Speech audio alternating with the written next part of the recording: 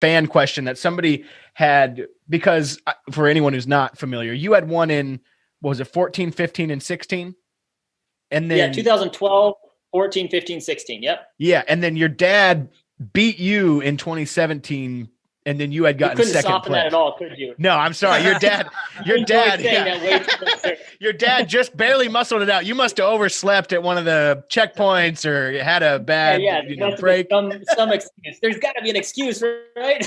Right. Come on, Dallas, please help me. It's kind of, so somebody was kind of curious what that was like. And it's like, that's just such there's not a lot of sports where that's going to happen, where it's not like Tom Brady's going to be the only thing standing between Tom Brady and his record Super Bowl is his dad on the other team, like NASCAR, maybe. Yeah. NASCAR. It's like, maybe, but it's like, it's just, it's truly remarkable.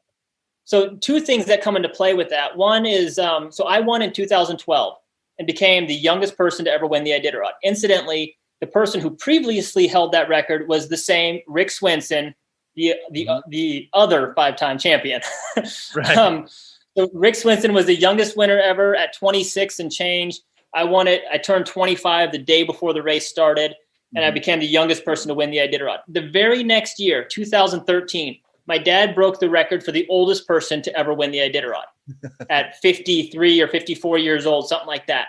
So already, I guess my dad and I, being who we are, we're already kind of at the extremes of young and old. And that was it was the right time period. It allowed us to compete against each other. So my dad wins in 2013. I finished 4th that year. The next year in 14, I was 1st. My dad was 3rd. In 15, I was 1st. My dad was 2nd. In 16, I was 1st. My dad was 2nd again. And then 2017, he was 1st, again breaking his record for the oldest person ever. And I was 2nd that year. So there was 6 years in a row that my dad or I won. 3 of those years we were 1st and 2nd place. In fact, my dad likes to mention that if it weren't for the other one, both of us would have already been 5-time champions, because he's won 3, was 2nd 3 twice, and I had won 4 and had been 2nd to him once. So we were the only reason that we weren't already 5-time champions. But my dad and I, we didn't work together at all. In fact, he was my main competition. If there's anybody that I was trying to, train better or be more efficient on the race to go 20 minutes faster, he was the one I was trying to beat. Take 16, for example. He was 40 minutes behind me in 2nd place. 3rd place, I think, came 7 hours later. Right? So we were pushing the pace big time. So he was the one I was trying to beat. And as much as I'd like to say that I just wanted to let him get one more win in 2017 and I was taking it easy, we all know that's not true. I gave it my all. I felt like I had a fantastic race, and he had an amazing race. He had an amazing dog team and pulled off that win. So it is unique. It is interesting to be in a sport that you can do that and that you can have father-son racing. What's that? You ever wrestle him? Oh, yeah. So wrestling, it also kind of runs in the family a little bit. My grandfather, Dan Seavey, who helped start the Iditarod, competed in the first Iditarod ever. He kind of started the wrestling program in his high school in Minnesota, long before he came to Alaska.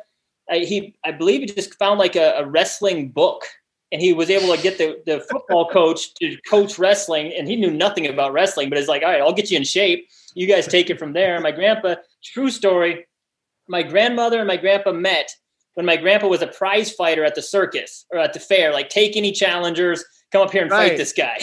My grandpa's a legend, dude. Was that fair enough? I think it was just grappling, right? I don't think they were throwing punches, but yeah, he was a beast. The guy was built. And so then my grandpa was a high school wrestling coach in Seward that my dad went to school at. My dad wrestled and did quite well in the state, and then went to and wrestled in college for some amount of time.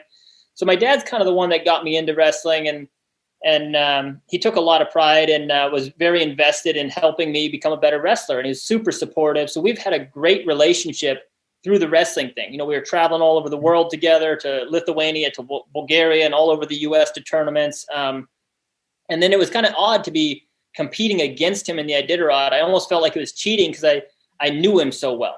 Right. And when we were talking about kind of giving excuses, and I knew how to hit him where it hurts. I knew his propensity towards being nervous about being too far behind, and you don't want to use those things, but yet you have to use those things, right? And so it was tough to race. But he knew all that about you too. Yeah, exactly. I imagine he's out on the trail passing you, trying to pass you. He's like, "Hey, Dallas, remember that time you peed your pants?" And you're like, "Stop it, Dad!" Like, exactly. I'm sure that's what he's doing. But it was good because when I was racing my dad, and Allie Zirkle was at the top of her game at that point as well, I really enjoyed and appreciated and respected the people I was racing against. And from my standpoint, it was a really good. Like a healthy fuel. When you're trying to compete against somebody, it's easy to use the I hate them, I don't want to get beat by them, and you're like angry at that person. Think about UFC or something, right? Mm-hmm. And you watch the weigh-in and they're fired up and they're trying to like just generate this fuel, this hate for this other person. In mushing, especially when it's people you like, and I don't want them to have a bad race. I mean, I feel bad when I pass my dad, my master strategy plays out perfectly, and I see him go from thinking he's got this one in the bag to everything just slipped away. And I'm feeling for him, right? Right. But I think it's just a good way to where you have to focus on, I'm going to do my best out of, just virtue. That's what I'm going to do. I am going to do my best because that's what I do. Mm-hmm. I don't mind if these guys beat me, but I'm going to make it really, really freaking difficult for them to do that. And if my dad wins, I'm going to be happy for him. I'm going to be proud of him. I'm going to do everything I can to prevent that from happening. But at the same time, if I'm having a crappy race and I'm going to finish in 10th, I sure as heck hope my dad is the one up there winning it. Right. And so it's weird when you're competing against people that you actually like. But when was the last time he pinned you? Oh, I mean, I was maybe 10 years old. That might be a slight exaggeration, but he's going to come on here and rebuttal. He's like, "Oh, whoop Dallas's ass anytime." Oh, we should have had him on here at the same time, man.